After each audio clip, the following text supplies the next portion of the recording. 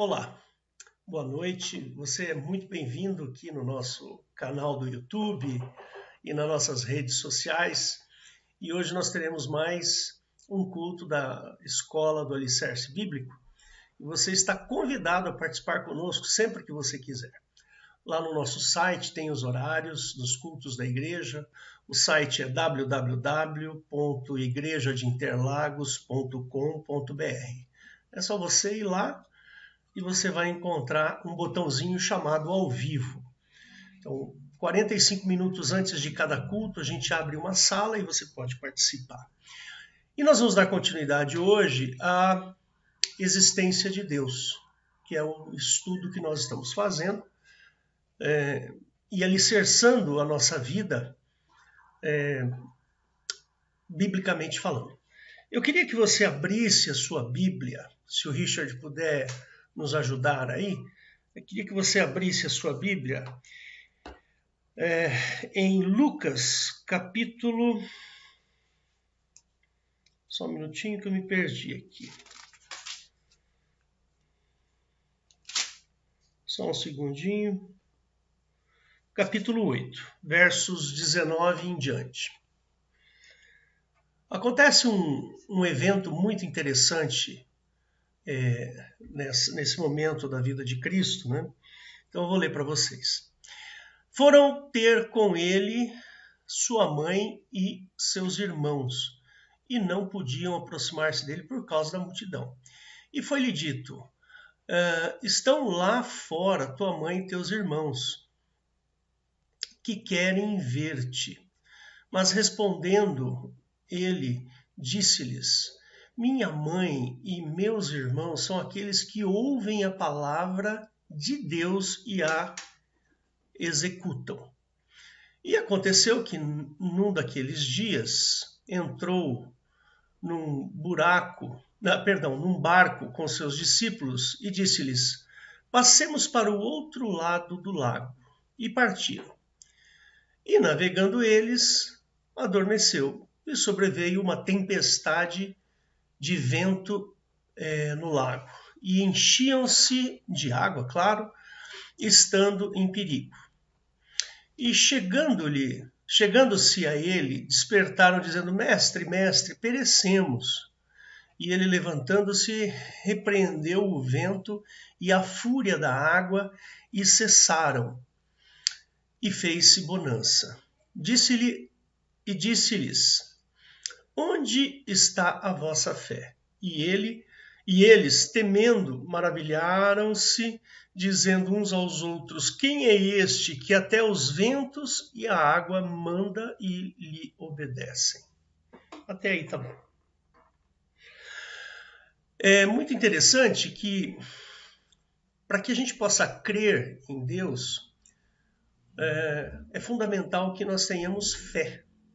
Pode fechar, Richard, por favor. É muito importante que nós tenhamos fé. Sem fé, não é possível nós nos achegarmos a Deus, né? Então, nesse momento em que Jesus estava ali, naquele barco, Jesus falou para o vento parar e o vento parou. E isso foi um evento muito grande, muito importante naquele momento. E Jesus perguntou, mas escuta, vocês não têm fé? Nós precisamos ter fé. Eu provavelmente entendo que os discípulos começaram a se perguntar, puxa vida, mas será que eu tenho fé o suficiente para o vento parar? E aquele momento, Jesus usou aquele momento para mostrar o poder de Deus, né? Para demonstrar que ele era realmente quem ele dizia ser. Então, diante desse momento tão importante, os discípulos ficaram, puxa vida, mas quem é esse sujeito que até ele manda parar o vento e o vento para? Que coisa interessante. Então, esses eventos maravilhosos que aconteceram, eles continuam acontecendo, só que alguns deles a gente não percebe. Às vezes a gente não percebe a operação de Deus na nossa vida. Tá certo? E hoje o pastor Valdo vai trazer alguns detalhes importantes a respeito da existência de Deus, para que a sua fé aumente, para que você creia mais no Senhor Jesus. Então, fica de antena ligada aí, pega o seu caderno de anotações, se você tiver, faça anotações, se for possível, repita este vídeo, né? Nós estamos gravando, repita este vídeo, ouça mais de uma vez se for necessário, tá bom?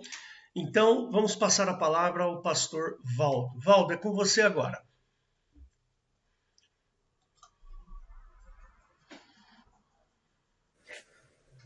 Bom, irmãos, vamos ver se hoje a gente encerra esse estudo, né, que nós estamos fazendo aqui, a respeito da existência de Deus, onde eu estou trazendo aqui para os irmãos alguma coisa ligada à ciência, né, que fala sobre as evidências que nos leva a crer que realmente existe algo além de tudo isso daqui, que a matéria, a energia, o espaço e o tempo não explica tudo. Existe algo que transcende tudo isso daí, né? Então, nos estudos anteriores, nós chegamos hoje para concluir, onde eu vou falar sobre design inteligente. O design inteligente é uma teoria, né, que veio para concorrer com a teoria até então aceita no meio acadêmico, que é a teoria da evolução. A teoria da evolução darwiniana, né? Apesar que eles fizeram algumas modificações na teoria de Darwin, tentaram de alguma forma viabilizar esta teoria no meio acadêmico, né? Mas o fato é que as últimas descobertas científicas apontam as evidências para um outro lado, né? Que as causas naturais, as leis naturais, elas não são o suficiente para que a vida venha à existência, né? Então, eu preparei uma apresentação que eu quero passar aqui para vocês.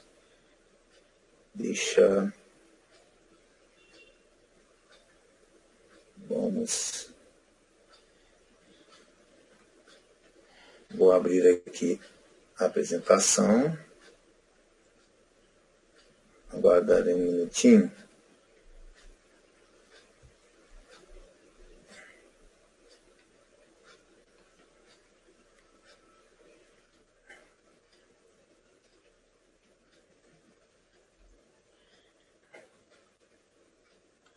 Valdo, primeiro você abre o PowerPoint, depois você faz o compartilhamento da tela, tá bom? Tudo bem. Tá certo. Eu quero ver de onde eu parti para dar continuidade. Tá aqui.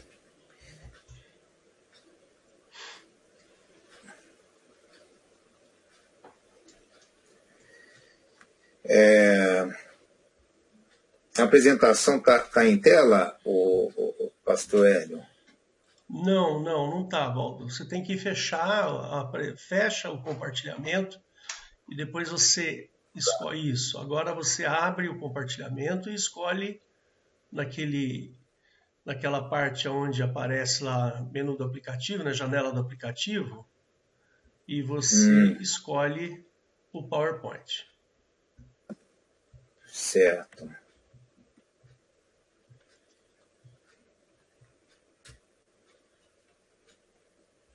Compartilhar.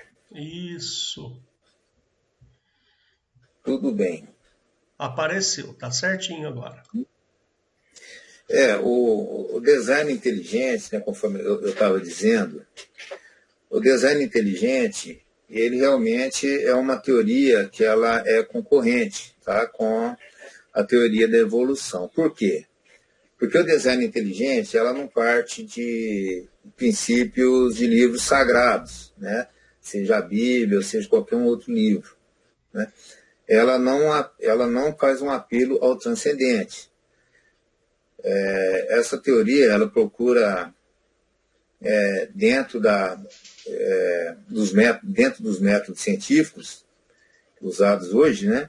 ela procura, dentro desses métodos, trazer uma explicação pelas evidências, tá? Aquilo que tem acontecido no nosso tempo. Então, a teoria do design inteligente, essa teoria ela é firmada em três, vamos dizer assim, três pilares, tá? No caso, a complexidade redutível, a informação complexa especificada à periódica e a anteevidência, tá? A gente falando assim desses três pilares, parece ser algo aí, né? Informação complexa especificada à periódica, parece algo de entender, tá? No caso, a complexidade irredutível, essa teoria, quem criou essa teoria foi o Michael Behe, tá? Através do seu livro A Caixa Preta de Darwin. Esse livro, A Caixa Preta de Darwin, não foi refutado. Tá? O livro foi escrito em 96 e até hoje não foi refutado. E ele conseguiu refutar a teoria da evolução através desse conceito de complexidade redutível. Tá? O que quer dizer complexidade redutível? Complexidade redutível é isso daqui, ó. Aí está um exemplo de complexidade redutível, né? A gente ouve complexidade redutível, imaginamos o quê? Que é algo complexo, né? O que é complexidade redutível? Mas é muito simples de entender. O Michael Behe, em seu livro, ele deu esse exemplo aí, ó, que é o exemplo de uma ratoeira. Ou seja, né, para que um sistema, tá, que foi criado de uma forma inteligente, né, ele venha a funcionar, é preciso que todas as peças estejam ali colocadas, né, ao mesmo tempo. O que fala a teoria da evolução? A teoria da evolução, ela fala o seguinte, que o sistema ele começa de uma forma com forças naturais e com o tempo, essa estrutura ela vai mudando, ela vai ficando cada vez mais complexa, né? Isso daí acontece através de uma seleção. A própria natureza ela vai selecionando, né? E de algo simples transforma em algo complexo. Eu vou dar um exemplo a você que eu imaginei aqui, né? A teoria da evolução seria assim. Aí você chega assim num determinado local, você vê ali uma casinha de cachorro, um exemplo, né? Tem o seu telhado, tem ali a janelinha, tem a porta, tem uma portinha de madeira, né? Tem o portal com a portinha de madeira, tem ali um cadeado, você olha, tá? Naquela casinha de cachorro, você fala, puxa, uma casinha de cachorro. Aí, de repente, você vê ali um sobrado, né? A teoria da evolução, o que ela faz?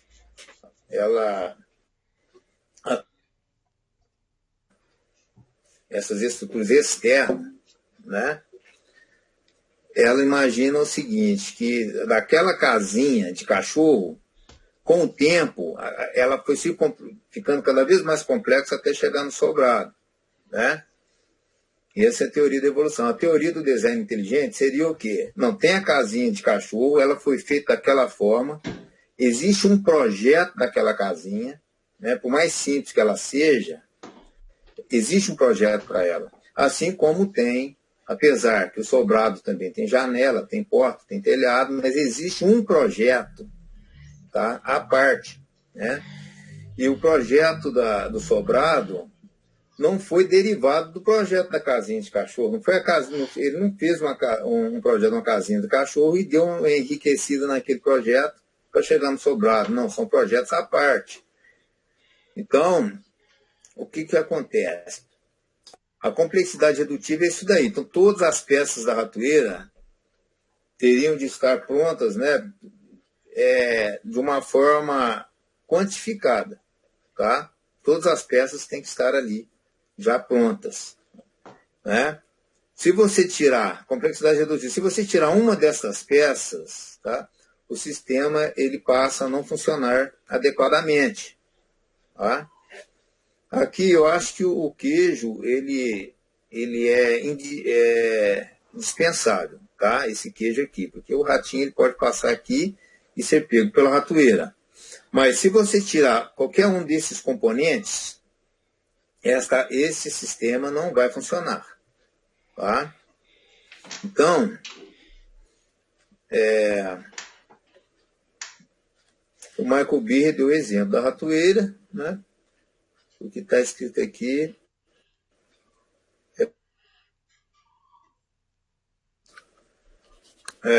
então, veja bem, o que nós encontramos aí na natureza que nós podemos colocar como um exemplo de complexidade redutível, né? O flagelo bacteriano, que nós encontramos nas salmonelas, né? Além de outras bactérias, nós encontramos o flagelo bacteriano. O que é o flagelo bacteriano? Então, flagelo bacteriano é esta cauda aqui, ó. Colocando isso aqui no microscópio, você vê essa caudinha, a cauda dessa bactéria, né? E parece ser algo simples, tá? Mas através de estudos e observações em microscópio eletrônico, nós observamos algo nesse flagelo aí inacreditável, tá? Então, eu vou ler aqui, tá, irmãos? Quando a bactéria nada em seu ambiente, o flagelo trata-se com precisão como uma hélice. Trata-se de um motor rotativo, externo, microscópico, equipado com uma junta em forma de gancho, um eixo motor, anel O, um estátor e um motor bidirecional, movido a ácido, que pode girar de 100.000 rotações por minuto. As peças coordenadas têm de entrar em cena todas ao mesmo tempo, combinadas e coordenadas nos padrões certos para a máquina molecular funcionar. Então, tá? O que é bem mais do que uma ratoeira, nós temos aqui o flagelo bacteriano. Tá? É isso daqui, irmãos. Este é o motorzinho que faz girar. O flagelo bacteriano, tá? Ele não parece com um motor rotativo. Não é que ele parece com um motor rotativo ou um motor de polpa. Ele é um motor rotativo, tá? Com todas as características de um motor fabricado pelo homem, né? Então, nós podemos ver aqui neste motor essas peças, né? O que são estas peças? Estas peças, meus irmãos, isso daqui são proteínas, né? DNA, tá? Ali tem a informação para a fabricação de cada peça desta daqui, né? Então, isso daí já está dentro do núcleo da célula, está no DNA. Né? No caso das bactérias, as bactérias são seres procariontes, né? Então eles não possuem o núcleo. Mas esse DNA ele fica no citoplasma, né? Eles não possuem núcleo individualizado, mas as informações, elas estão, tá? E cada peça dessa daqui são proteínas, tá certo? Então, o que acontece? A célula, ela fabrica essas peças. Existe uma linha de montagem dentro da célula, tá? Com nanomotores, tá? Esses nanomotores são motores muito pequenos que ficam ali dentro da célula, que conseguem construir estas peças, fazer estas peças. Tudo isso daí está previsto no DNA, né? Então, essa daqui já é uma foto tirada por microscópio eletrônico, né? E aqui estão o componente destas peças, né? Onde tem aqui tem aqui as juntas, né? E esse motor, olha só, ele gira na rotação de 100.000 RPMs. São 100.000 RPMs, né? E outra coisa, ele tem duas marchas, a marcha de frente e a de ré.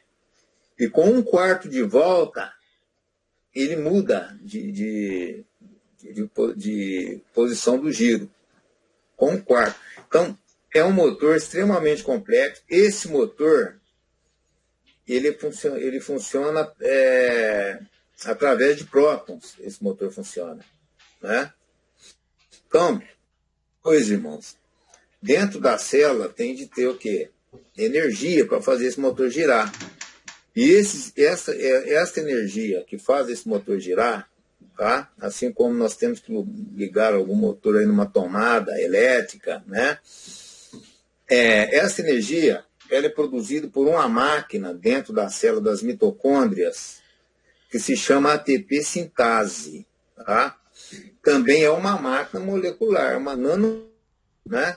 Que é construída por proteínas, tá? Que faz com que são, na verdade, as mitocôndrias, elas são usinas de energia, verdadeiras usinas de energia que ficam dentro da célula, que são feitas através de motores, tá? Então, por que é complexidade redutível? Se você tirar uma dessas, vai funcionar adequadamente. E não existe nenhuma explicação darwiniana para que esse motor pudesse surgir aos poucos. Primeiro, sabe, com o tempo, né, que os críticos da teoria da evolução chamam o tempo de São Tempo, porque o tempo ele tem poder de fazer tudo, né, fazer milagres, tá? Não existe uma forma de leis naturais, tá, não guiadas, independente do tempo, criar um sistema sistema complexo e irredutível, tá? Então, a caixa preta de Darwin é o seguinte. O que quer dizer caixa preta? Caixa preta é aquela caixa, né, que fica lá dentro do avião, que consegue gravar, né, todas as informações pertinentes a um voo do avião, né? O avião ele é cheio de sensores, né? Esses sensores todos são captados e são gravados e registrados nessa caixa preta, assim como gravações, né? No caso de um acidente, você vai lá na caixa preta. Essa caixa preta ela é muito bem protegida, né? Para que, independente daquilo que acontecer com o avião, você poderá ter acesso dessa acta, né? Então, a caixa preta de Darwin, por que o livro do Michael Beale chama Caixa Preta de Darwin? Porque o Darwin ele não sabia de que era constituída uma célula, né? Para Darwin, o que era uma célula? A célula era um monte de protoplasma, né? Um tumultuado de protoplasmas. A célula não passava de um elemento gelatinoso, né? Então, mas quando abriu essa caixa preta, que nós fomos ver o que realmente tem dentro da célula, então o que tem dentro da célula é isso daqui, são orgânulos, né? Orgânulos seriam órgãos minúsculos que estão dentro de uma célula, tá? E a célula ela é de complexidade redutível. Se você tirar um desses elementos da célula, a célula ela morre. Então, para a primeira célula, ela já surgiu com esses elementos, né? Então, pesquisadores, né, as últimas pesquisas apontam para o seguinte: para que seja possível, né, um ser vivo, ou seja, uma célula dessa, são necessários, no mínimo, antes eles achavam que era 250 proteínas, mas hoje eles descobriram que tem de ter mais proteínas. Vão ter que ter 300 proteínas para que seja possível a existência de uma célula, por mais simplificada que seja. Tá? Esta célula de 300 proteínas, ela não existe. Tá? Porque as células que, até hoje, todas as células têm muito mais do que 300 proteínas. Mas só que eles, estudando, vendo, eles foram reduzindo ao máximo, né, a quantidade de proteínas que tem que ter para existir. E eles chegaram em 300 proteínas. E essas 300 proteínas, a probabilidade de surgir essas 300 proteínas por meios darwinianos, né, por seleção natural, isso daí chegou naquele valor que nós vimos na apresentação anterior, né?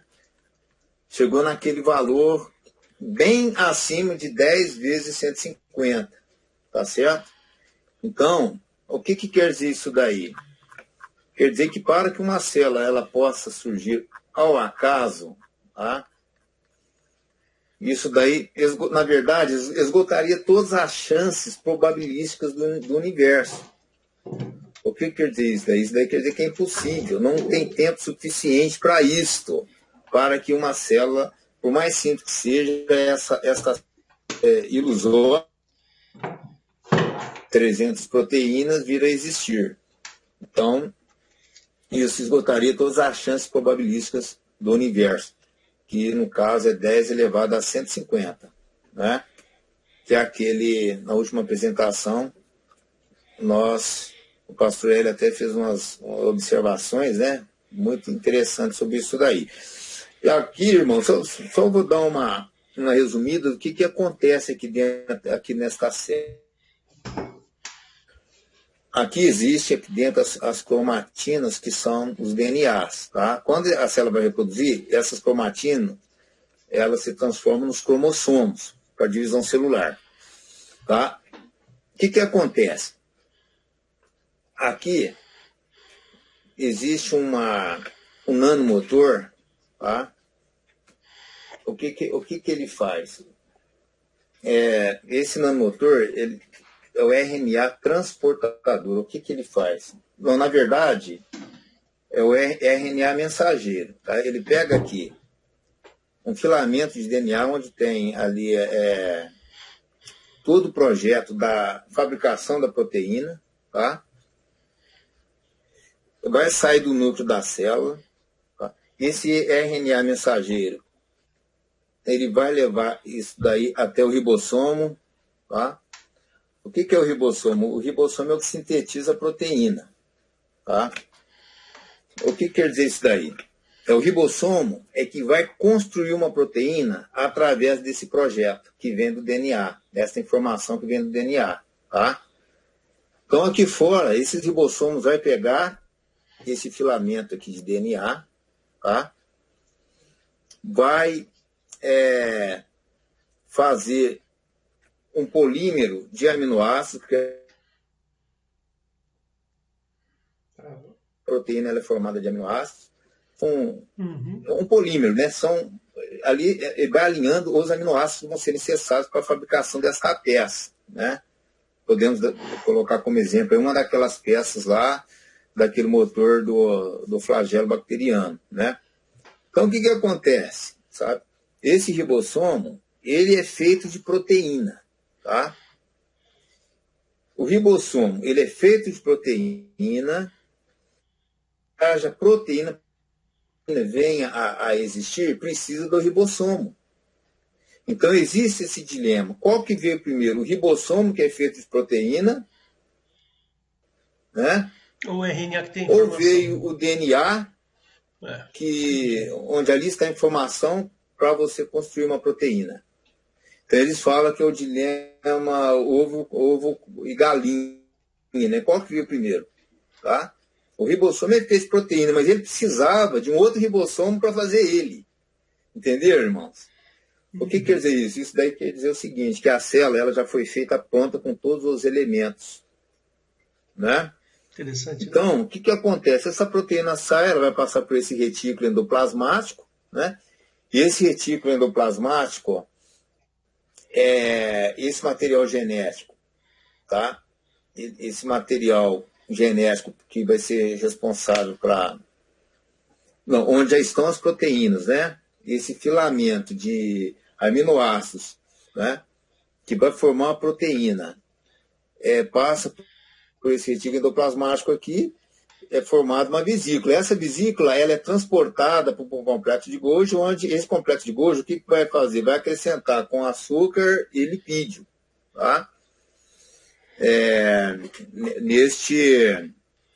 nessa proteína que está sendo fabricada, tá certo? E vai para a chaperona. A chaperona eu não estou vendo aqui. A chaperona, o que ela faz? Ela dá um acabamento nessa peça, tá? Chego lá, se a chaperona vir que aquela peça está com muito defeito, que não dá para melhorar ela, essa chaperona manda de volta para o sistema, para o citoplasma, né, que é a parte onde os orgânulos ficam submersos dentro da célula. Tá? E aquilo ali é reciclado, tá certo? E aquela peça que foi corrigida ali, melhorada com a chaperona, o que acontece? Eu quero mostrar para vocês isso daqui, ó, tá? Essas vesículas que são formadas aqui no retículo endoplasmático, elas são transportadas, tá, pelas cinesinas. O que são cinesinas? São esses nanomotores aqui, ó. Que eu quero mostrar aqui para vocês como que funcionam esses nanomotores, né? Então, isso daí é dentro da célula. Esses microtúbulos, são formados e esta cinesina, o que ela faz? Ela transporta aqui, no caso, as peças, né, que vão ser necessárias, no caso, aqui no meu exemplo, para construir aqui, no caso,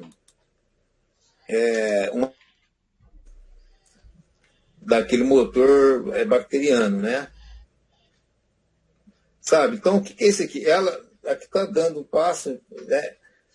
Ela dá 100 passos por segundo, tá? Aqui está em câmera lenta, mas ela dá 100 passos por segundo. Então, o que é isso daqui, gente? Isso daqui é uma máquina, tá? Que é construído dentro da célula através de nanomotores para que essas vesículas onde as peças estão, elas possam ser transportadas através desses microtúbulos aqui, tá? E esses microtúbulos eles são construídos na hora, né, no endereço certo. E esta encomenda, ela é entregue, né?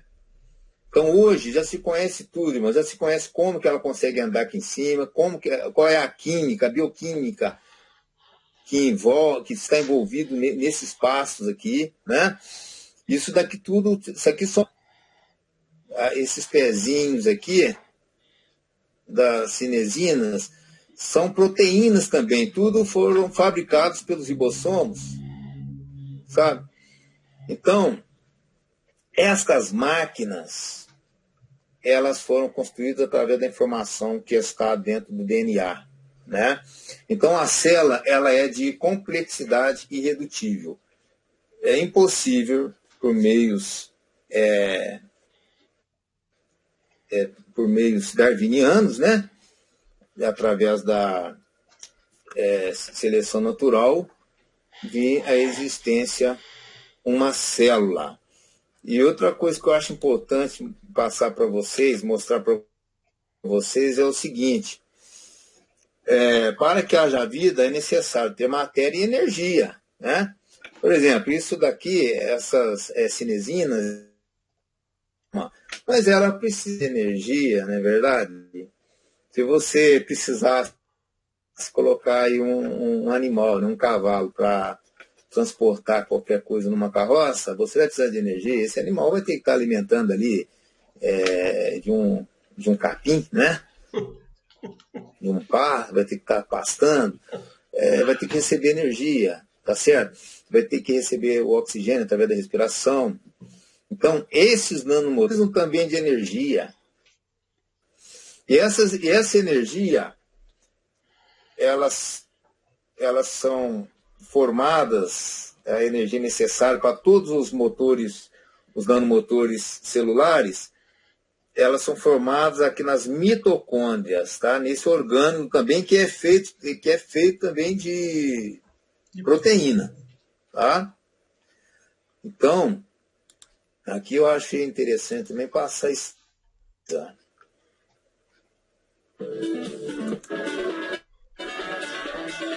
Aqui vai mostrar esta usina de energia, que vai fornecer energia para todas as máquinas que estão dentro da célula. Valdo, não está Né? aparecendo, viu? O filme aí que você está passando não está aparecendo aqui. Da cinesina apareceu? Também não. A cinesina apareceu? Ah, não apareceu. Ah, tá. Então, tudo bem. Aqui eu vou... O que está aparecendo aí na tela agora? Tá aparecendo aqui um mineiro bonitão. Ah, não, então tá certo. Então, eu vou tentar fazer... Eu vou deixar aqui, porque o da cinesina é importante ver ela movimentando. Tá? Vamos lá. Eu pensei que estava aparecendo aí, porque aqui para mim... Eu coloquei um link, né? Mas tudo bem. Cinesina... Tá. Então... Vamos ver se agora eu consigo.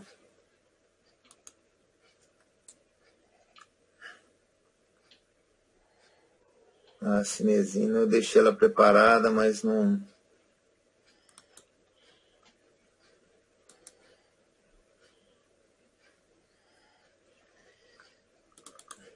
Tá aparecendo, cinesina? Parece que agora vai, vamos ver.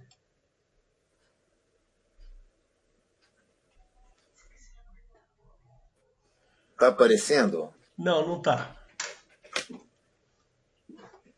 Faz assim, Valdo. Cancela, primeiro você cancela o compartilhamento, depois você põe a tal da cinesina para funcionar e faz o compartilhamento daquilo que está funcionando. Certo. Ah, mas aqui o meu caiu para 3G. Pode ser isso também, viu? É possível. Pode ser. O meu aqui, a minha conexão caiu para 3G. Ainda está dando sorte de ouvindo. É uma pena, porque ele mostra a cinesina caminhando, sabe, nos microtúbulos. Nos microtúbulos, né? Infelizmente, deixa eu ver aqui.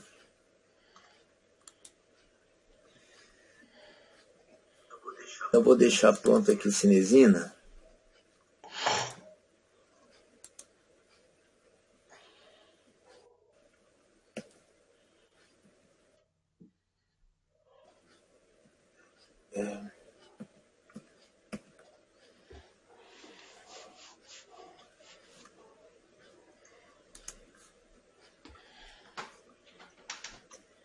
Valdo, deixa aí, Valdo. Vamos, senão não vai dar tempo. Não vai dar tempo, né? Ah, tudo bem. O que eu ia mostrar aqui para Agora tá vocês... aparecendo. Deixa eu voltar na... Tá aparecendo? Dá o play aí, vamos ver. Certo. Eu vou tentar aqui. Vamos ver se a cinesina aparece.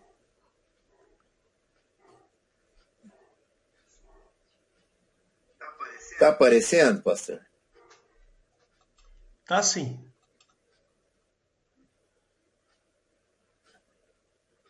O que você está vendo? Eu tô vendo aqui o motor de proteína. Andando? Isso. Ah, tá. Então tudo bem. Então essa é a cinesina, tá? Esses passinhos dela aqui, ela dá 100 passos desse por segundo, tá? É ela que transporta, no caso, os elementos, né, dentro da célula, tá? É tudo muito sofisticado, tá? A forma dela encontrar o endereço para onde ela vai entregar isso daí, é de uma inteligência espetacular. Os químicos, eles ficam assim, boca aberta de ver, sabe? Como que foram escolhidos os elementos químicos certos para que tudo pudesse, sabe, fluir dessa forma, né? Então, Põe a sua imagem aí, Valdo.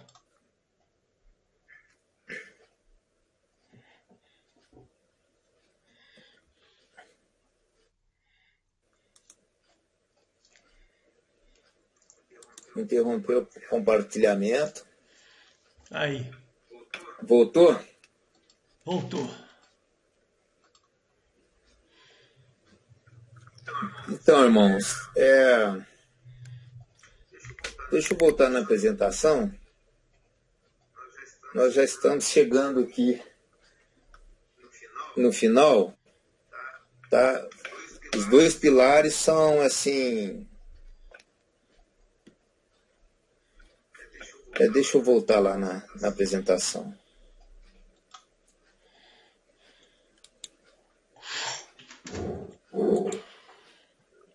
Deixa eu deixar a apresentação ativa, né?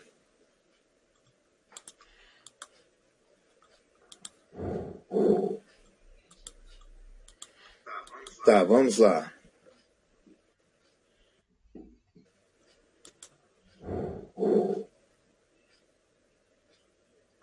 A apresentação, compartilhar. Bom, irmãos, a parte da célula aqui que eu ia mostrar para vocês era um filminho, né?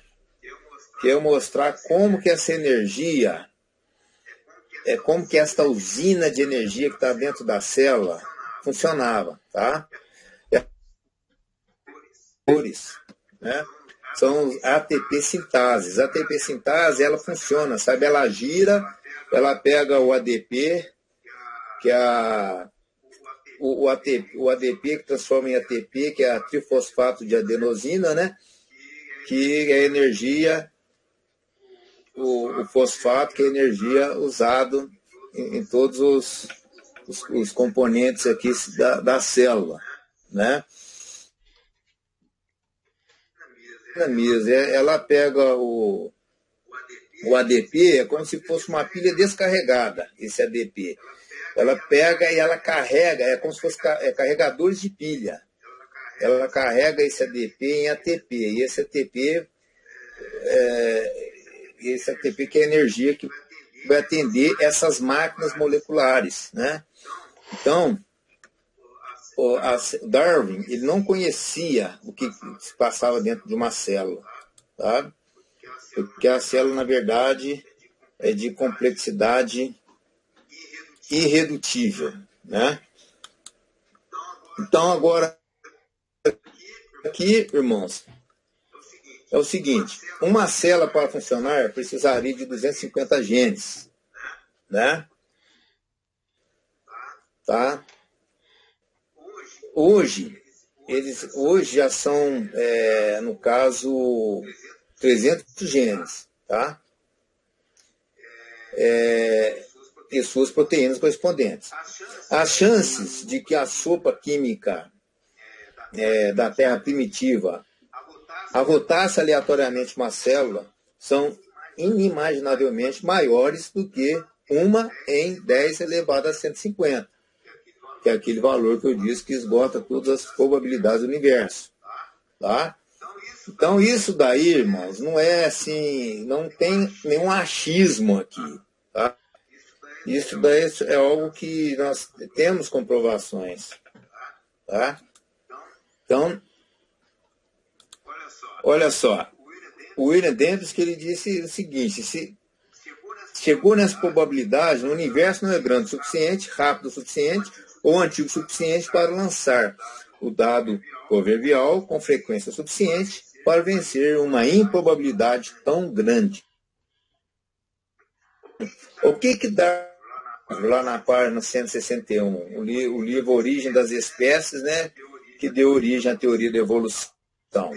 Ele disse o seguinte, se pudesse demonstrar a existência de algum órgão complexo que não pudesse, de maneira alguma, ser formado através de modificações ligeiras, sucessivas e numerosas, minha teoria ruinaria inteiramente por terra. Então, Darwin, ele até deu aqui a receita, vamos dizer assim, né, para refutar a sua teoria. Então, a teoria da complexidade irredutível, ela refutou a teoria da evolução. Mas só que isso, meus irmãos, o que eu quero dizer é o seguinte para vocês. Isso daí não é conversado no meio acadêmico. Tá? Essas questões da complexidade redutível, esta improbabilidade, isso daí não é discutido dentro das escolas. Tá? Um paradigma, né? Nada em biologia pode ser explicado a não ser à luz da evolução. Tá?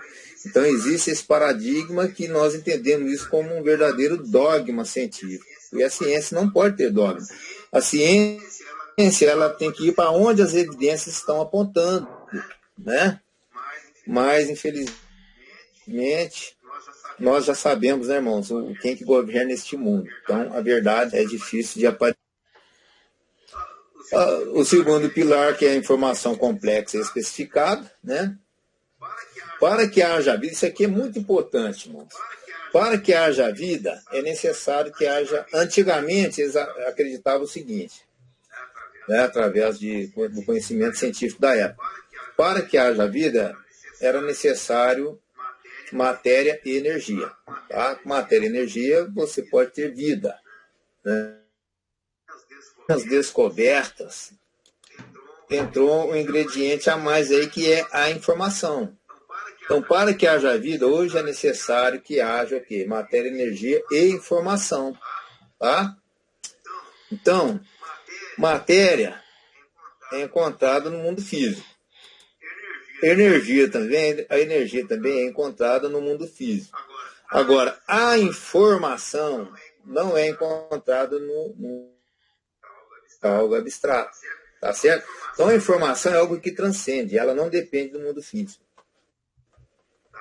Tá certo? Por quê? Porque informação, tá? Ela procede de mente. Tem que ter alguma mente, tá? Uma mente inteligente para que haja a informação. Então, o segundo pilar, que é a informação complexa, especificada, periódica. O que quer dizer isso daí? Isso daí quer dizer isso daqui, ó. Ó. Esse microbiologista aqui, o David Baltimore, que é o ganhador do prêmio Nobel, ele disse o seguinte: a biologia moderna é uma ciência da informação. Tá? Por quê? Porque não existe biologia sem DNA, não existe vida sem DNA.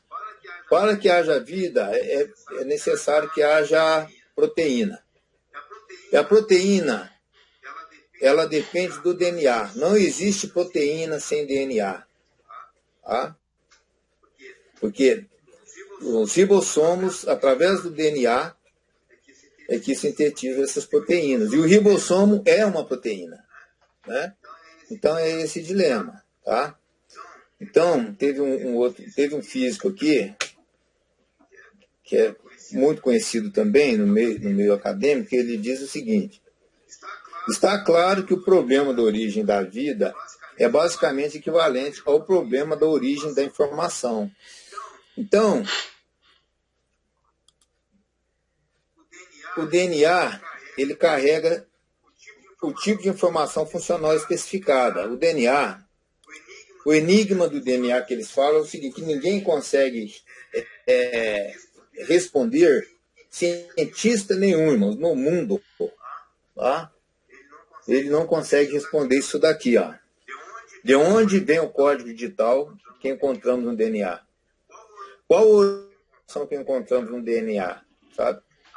A origem, ela só pode ser de uma mente inteligente. Não tem outra origem com a informação complexa e especificada, que é a informação contida no DNA. Sabe? Então, o médico Henry, que é pioneiro na teoria da informação aplicada à biologia, ele disse isso daqui, ó: a criação de nova informação é comumente associada com atividade consciente. Né?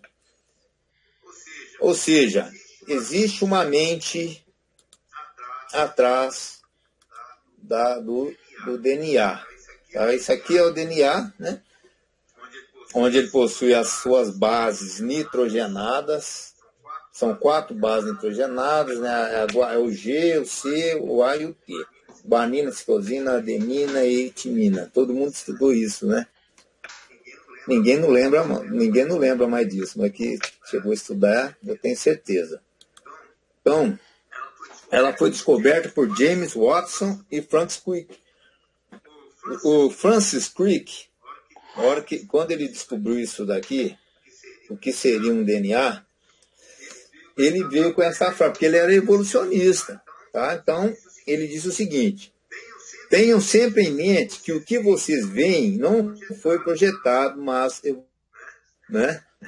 Ou seja, aqui o que ele quis dizer é o seguinte: gente, não confia nos teus olhos. Acredita no que eu estou falando, mas não confia nos teus olhos. É isso que ele quis dizer para vocês. A situação foi tão complicada com a descoberta do DNA que esse Francis Crick, ele chegou a comentar isso daqui, ó, panspermia. Ele falou que o DNA ele deve ter surgido através da panspermia. Alguém sabe o que é panspermia? Panspermia quer dizer o seguinte, que isso daqui veio do espaço, tá? Através de algum meteorito, chegou aqui na Terra, sabe? O que quer dizer isso daí? Quer dizer que ele admitiu que as forças naturais, é impossível de força natural produzir o DNA. Nem o tempo, nem a seleção natural. Então ele assumiu que é impossível seguir devido à seleção natural. Aí ele quis dizer, de repente isso aí surgiu no espaço, alguém mandou isso aqui para cá. Né? Então essa tal de panspermia, para mim, ao meu entender, é o assumir de que as forças naturais, tá, elas seriam incapazes de produzir aí um DNA. Tá? Isso aqui é o DNA, isso aqui são as bases nitrogenadas que eu falei. Né? O que quer dizer isso aqui? A informação contida no DNA é uma informação digital. A informação contida no DNA é o mesmo tipo de informação que nós encontramos nos programas de computador. Tá? Essas 4 bases nitrogenadas, que são essas letrinhas aqui, né, que está contida aqui, que são os ácidos nucleicos, né? São as bases, né? São as bases nitrogenadas.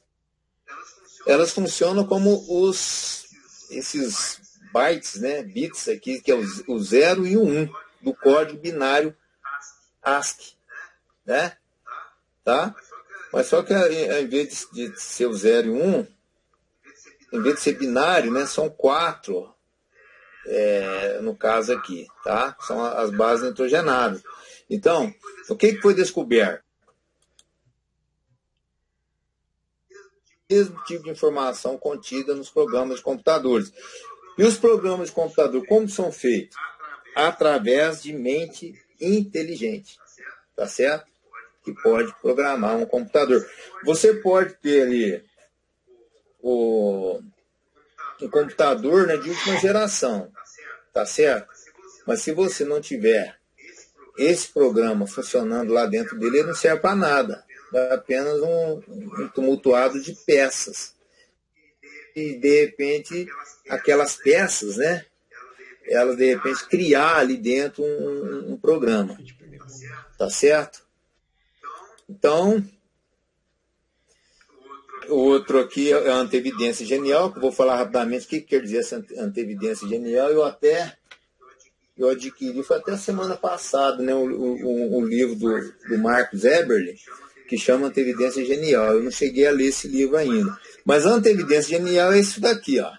É o exemplo que ele deu, tá? É o ratinho, de antemão, já sentiu qual seria o problema que ele ia sofrer aqui, e ele, de antemão, ele já previu a situação que ele ia enfrentar e bolou aqui, no caso, um capacete, né? Segundo Eber, existem estruturas que parecem ser criadas por uma inteligência superior, preparadas para certas situações, assim como esse rato. Tá? Eu só vou passar 2 exemplos aqui para a gente encerrar dessa antevidência. Um exemplo, tá, é o campo magnético da Terra, né? O que acontece aqui? Ó? O Sol, existem os ventos solares, né? Esses ventos, o Sol emite aqui, são de altíssima radiação, né? esse vento solar. O que acontece? Esse vento solar chegando na Terra ia destruir tudo que é vida, tá certo? Essa radiação, né? Aí, aquele que construiu aqui, no caso, a Terra, né, que criou a Terra, ele sabia que ia ter esse problema. O que ele fez? Não, então o núcleo incandescente da Terra aqui nós vamos fazer de ferro. Me parece ser ferro e níquel. A ação da Terra vai criar um campo magnético, né? O campo magnético é esse mesmo, e quando nós pegamos a bússola ela normalmente ela é feita de ímã, né? E vai apontar sempre para o norte, porque existe esse campo magnético. Mas isso daí foi criado só para você se localizar na Terra, né? Não, isso daí foi feito exatamente para proteger esse campo magnético, não deixe que essa radiação venha a afetar aqui a Terra. É um verdadeiro escudo, né? É um escudo protetor contra esses ventos solares de alta radiação. Essa aí é um exemplo, né, que me parece que até o Evelyn que deu esse exemplo aqui como uma antevidência genial, né? Se não fosse esse campo magnético, não existiria vida. Existe mais de 2.000 situações, né, necessárias para que haja vida na Terra. Aí eles suspeitam, em determinado lugar aí tem água, né? Existe água no estado líquido, sólido e gasoso. Aí já fala, então pode ser que tenha vida. Quer dizer, de 2.000 eles descobriram apenas um, né? Já quer extrapolar, né? Dizendo que existe vida.